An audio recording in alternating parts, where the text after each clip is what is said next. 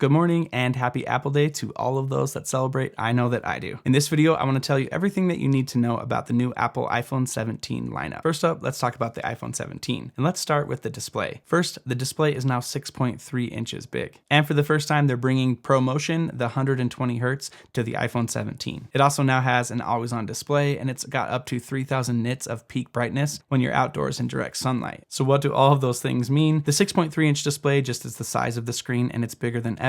And the ProMotion 120 Hz screen just means that everything is going to look a lot more fluid, and it refreshes and looks a little bit better than it has in the past. iPhone Pro users have had this for a little bit now, but it's now come to the iPhone 17 base model. And next up, that always on screen, so you can just quickly glance down and check out what time it is. I really love that feature. And then the 3000 nits is just a way that screens are measured about how bright that they can get. And this one is actually 3000 nits in direct sunlight when you're outside. And so it just makes your screen easier to see in bright environments. Next up, it's 3 times less likely to be scratched than the previous iPhone 16 model, which I think everyone can agree scratches on your phone kind of suck. There are 5 awesome new colors, and we're getting the new Apple A19 chip with even faster processors, graphics processing, and a new neural engine as well, which allows it to process large language AI models a lot faster. All of those nerdy words mean it's just going to go faster than the previous models. It's going to make things look better than the previous models. And then the new neural engine just allows any AI tools that you may use on your phone to process even faster than they did before. Next, not only is the battery better than the iPhone 16 and lasts longer,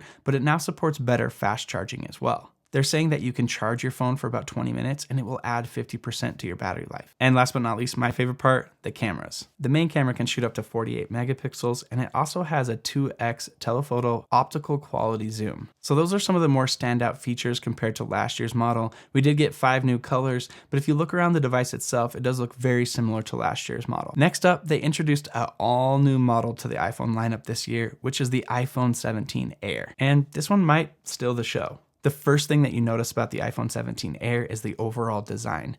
Just like way back in the day when they introduced the MacBook Air and it was so thin and they kind of put it into that envelope and everyone was like, oh, look, it's a full computer, it's so thin and small. Same kind of thing with the iPhone 17 Air. Since the days of Steve Jobs, Apple has always had this idea in their head that they wanted to create a phone that looked like a single sheet of glass. And the iPhone 17 Air is the closest that they've ever come. So it is nice and thin. It is 5.6 millimeters thick, which is just wild for a phone. It's made out of titanium, and it also has this thing they're calling the plateau on the back of it, which is kind of their newly designed camera bump area. In the past, they've had their camera bump over to one side and not really much going on opposite that. But this year they kind of put it across the entire back of the phone in the top center there. And they didn't just put the camera tech in there either. They kind of used this area to be able to fit everything into such an impossibly thin phone. When it comes to the display, it is a 6.5 inch ProMotion 120 Hz up to 3000 nits of brightness display. It sounds a lot like the display that's in the iPhone 17 model, but it's in the iPhone 17 Air model and slightly bigger at 6.5 inches. Next up is the chip, and they brought the all-new A19 Pro chip to this iPhone 17 Air. And that's something that they kind of kept saying throughout the event when they talked about the iPhone 17 Air, is that it's impossibly thin with pro level features. So the A19 Pro builds off of the A19 chip, and it gives us even better specs across the board. So we truly are seeing pro level capabilities in this impossibly thin iPhone Air. The iPhone 17 Air also packs the all new Apple designed C1X chip, which is their wireless chip that goes into this phone that makes communication possible. Not only is it faster than the first generation C1 chip, but it's also 30% more power efficient. It also brings Wi-Fi 7 and Bluetooth 6. A few other things you might want to know about the iPhone 17 Air. It is an eSIM-only phone worldwide. So no matter what country you're in, if you go with the iPhone 17 Air,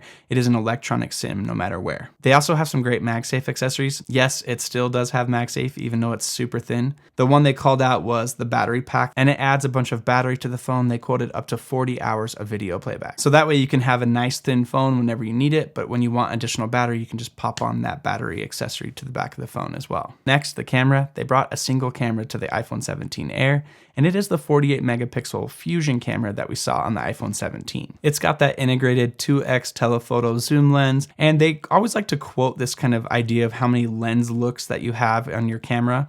And this one has up to 4 different kind of focal lengths or lens looks that you can get on the new iPhone 17 Air. For the front-facing camera, they brought that same center stage square sensored camera that we talked about on the iPhone 17 to the iPhone 17 Air. So this allows you to get really great photos and videos with your forward-facing camera Pro. They also brought the same front-facing camera with center stage. It's got that square sensor that allows you to shoot in portrait or in landscape while holding the phone vertically or upright like this. This is going to be a feature that really makes iPhones stand out, especially for content creators or people who just really love to use their forward-facing camera. And not only is it on the iPhone 17, but it's on the iPhone 17 Air, and of course, they brought it to the iPhone 17 Pro as well. That's right, last but not least is the iPhone 17 Pro and iPhone 17 Pro Max. Though the thin, awesome profile on the iPhone 17 Air looks awesome, I'm definitely going to have to touch it and play with it and just kind of see what it feels like and what it's like to use. I still think that the iPhone 17 Pro Max is where it's at for me. They talked a lot about the all-new aluminum unibody design that has this vapor chamber that cools the phone so that it stays nice and cool no matter what you're doing. And they said it's even stronger than the titanium in last year's Pro models. Durability-wise, they brought the ceramic shield too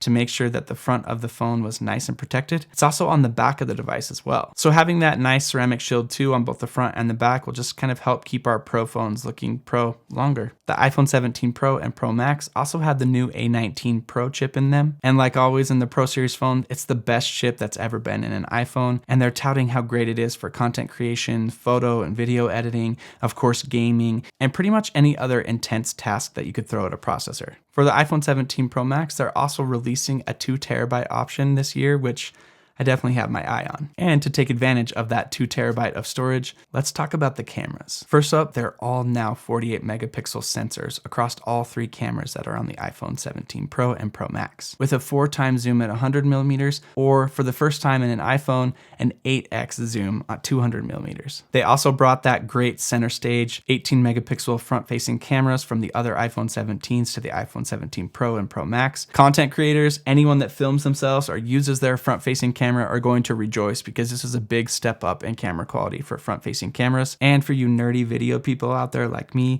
the iPhone 17 Pro and Pro Max are now getting GenLock as well as Apple ProRes RAW. And this just even extends that lead that iPhones have in the video world even further. The different options they have truly make these phones a pro-level video device. In fact, like the last couple events, they've shot the entire event on iPhones, which I think is really awesome. They also showcased a number of different kind of production or cinema production looking sets and environments that they were using these phones on. Encouraging content creators is always awesome, and I love what Apple is doing here to make sure that we have the best possible video options that we can in our phones. All of the iPhone 17 models will be up for pre-order September 12th, this Friday, and then next Friday, September 19th, they'll be available to be delivered that day, or you can pick them up in store. I love seeing Apple introduce the iPhone 17 Air, and to me, it seems like an awesome and possibly thin phone that might just be a precursor to what we could see in the future with maybe Apple bringing out their very first foldable phone. Think of what they could do if it kind of folded in half and they had two sides of that body to be able to work with. For just a few minutes during that event, it was kind of a toss-up between the iPhone 17 Air